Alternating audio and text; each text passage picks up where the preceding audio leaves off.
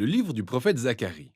Le récit de ce livre se déroule après que les exilés de Babylone soient revenus à Jérusalem. Et on apprend, par le livre d'Esdras, que Zacharie et Agé ont ensemble incité et motivé le peuple à rebâtir le temple, puis à s'attendre à la manifestation des promesses de Dieu. Pour rappel, le prophète Jérémie avait prédit plusieurs décennies auparavant que l'exil d'Israël durerait 70 ans et qu'ensuite la présence de Dieu viendrait habiter dans un nouveau temple et que ce dernier établirait son royaume ainsi que le règne du Messie sur toutes les nations. Il se trouve que les dates au début de ce livre montrent que ces 70 ans étaient quasiment écoulés. Hélas, faire repartir sa vie de zéro lors du retour en terre promise n'était pas chose aisée, sans compter qu'aucune des promesses ne donnait l'impression d'être en voie d'accomplissement. Pourquoi donc? Le livre de Zacharie en donne l'explication. Sa structure est simple et très claire. On a d'abord une introduction qui annonce les couleurs quant à la longue suite des visions nocturnes de Zacharie, et cette partie est bouclée aux chapitres 7 et 8. S'ensuit deux plus grands recueils de poèmes et de prophéties. Voyons donc plus en détail comment le livre est rédigé. Il s'ouvre sur un Zacharie en train d'inciter ses contemporains à revenir à Dieu et en évitant de suivre l'exemple de leurs ancêtres qui se sont rebellés et ont refusé d'écouter les précédents prophètes, le résultat étant l'exil qu'ils ont connu. Et là, les exilés, de retour sur leur territoire, répondent favorablement à l'appel de Zacharie. Ils se repentent et s'humilient devant Dieu, du moins en apparence. Dans la grande section suivante, on a une série de 8 visions nocturnes qu'a eu Zacharie. Et on vous prévient, ces visions sont pleines d'images assez bizarres, étranges, un peu comme dans vos rêves en somme.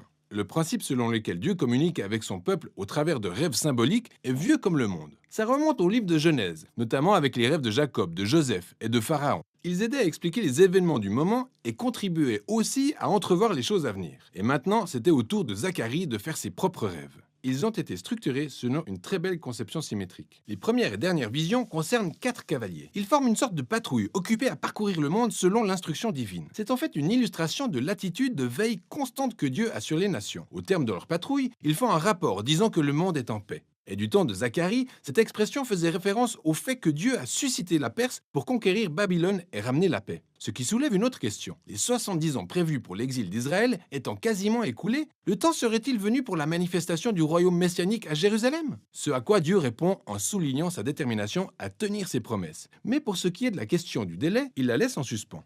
Les deuxième et septième visions sont reliées, car elles sont toutes les deux des réflexions sur les péchés passés d'Israël ayant conduit à l'exil. La seconde vision montre des cornes symbolisant les nations qui ont attaqué puis dispersé Israël, à savoir l'Assyrie et Babylone. Mais ces cornes, ou empires, sont à leur tour dispersés par un groupe de forgerons qui, eux, sont une image de la Perse. Le septième rêve, quant à lui, révèle une femme dans une corbeille, et on apprend qu'elle représente les siècles durant lesquels Israël était en rébellion contre l'Alliance. Ensuite, cette femme est transportée à vol d'oiseau vers Babylone, par d'autres femmes portant le panier et équipées d'ailes de cigogne. C'est carrément bizarre. Les troisième et sixième visions sont reliées, car elles concernent toutes les deux la reconstruction d'une nouvelle Jérusalem. Et on y voit un homme mesurer la ville, ce qui représente la promesse de Dieu de rebâtir Jérusalem en faisant d'elle un phare pour les nations qui se mettront elles aussi à adorer Dieu, se joignant ainsi à son peuple. Le sixième rêve dépeint un rouleau qui s'envole autour de la nouvelle Jérusalem en punissant les voleurs et les menteurs. L'idée étant que la nouvelle Jérusalem est un lieu purifié du péché par les Écritures.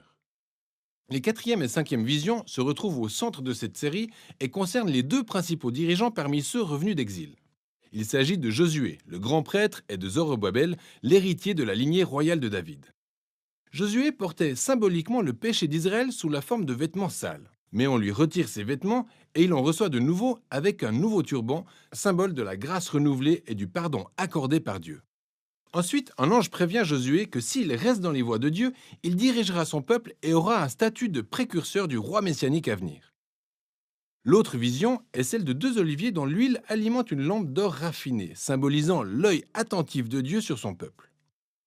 Et ces deux arbres représentent les deux dirigeants oints, Josué et aussi Zorobabel, qui supervisent les travaux de reconstruction du temple. Dieu prévient que la réussite de ce projet de nouveau temple ne sera pas l'œuvre des seules manœuvres politiques. Mais ces deux dirigeants doivent s'en remettre à la direction de l'Esprit de Dieu. Cette série hautement imagée ferme sa boucle avec une vision bonus du prophète, qui reprend les thèmes des visions centrales, la quatrième et la cinquième.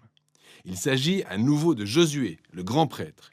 Il reçoit une couronne et est présenté comme une préfiguration du futur Messie qui sera également un prêtre dans le royaume de Dieu. Et Zacharie de conclure en précisant que toutes ces visions ne pourront s'accomplir que si le peuple de sa génération est fidèle à Dieu et respecte les termes de l'alliance. Ainsi, ces trois visions combinées révèlent à quel point l'avènement du royaume messianique est conditionné par la fidélité que cette génération manifestera à Dieu.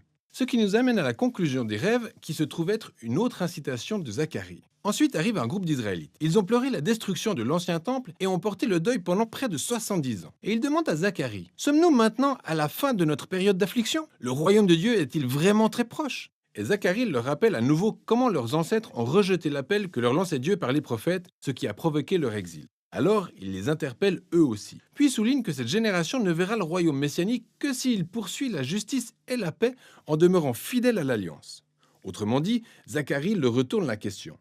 Il demande « Ferez-vous en sorte de vous ajuster pour devenir le type de personne prête à recevoir le royaume de Dieu et y prendre part ?» Mais cette question reste en suspens. Le peuple n'y répond pas et le livre passe à une autre étape. Nous en arrivons donc aux dernières sections qui sont totalement différentes des chapitres 1 à 8.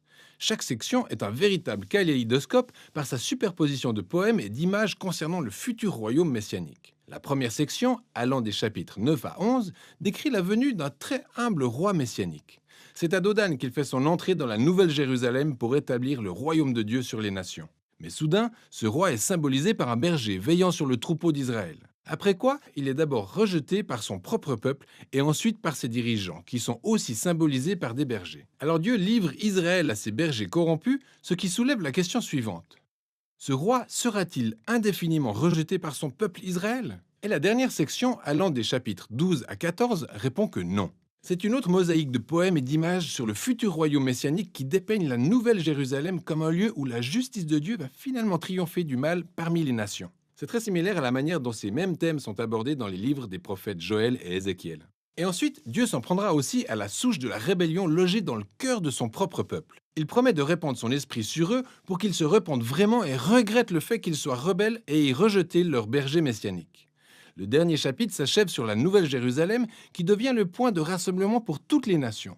Puis cette ville prend la forme d'un nouveau jardin d'Éden avec un fleuve d'eau vive jaillissant du temple pour ruisseler vers toute la création à laquelle il apporte la guérison. Et c'est ainsi que s'achève le livre. Zacharie vous laisse donc méditer sur le lien entre les chapitres allant du numéro 1 à 8 et celui des chapitres 9 à 14. Le lien semble être que ce futur royaume messianique de la seconde moitié du livre ne viendra que lorsque le peuple de Dieu sera fidèle à l'alliance, qui est le but de la première moitié du livre. À dire vrai, lire le livre de Zacharie est semblable à des montagnes russes avec ses visions et poèmes pleins d'imageries surprenantes et dont le récit d'ensemble ne suit aucune structure linéaire. Mais c'est tout ça qui constitue le message. C'est comme dans l'histoire, et aussi nos vies qui ne se déroulent pas toujours selon des schémas clairs et bien structurés. Mais les prophètes nous donnent un aperçu de la main de Dieu à l'œuvre en coulisses, guidant l'histoire pour servir ses propres plans. En fin de compte, Zacharie nous invite à prendre du recul vis-à-vis des situations de chaos et à espérer l'avènement du royaume de Dieu, de quoi nous inciter à davantage de fidélité dans notre quotidien. Voilà ce dont il est question dans le livre de Zacharie.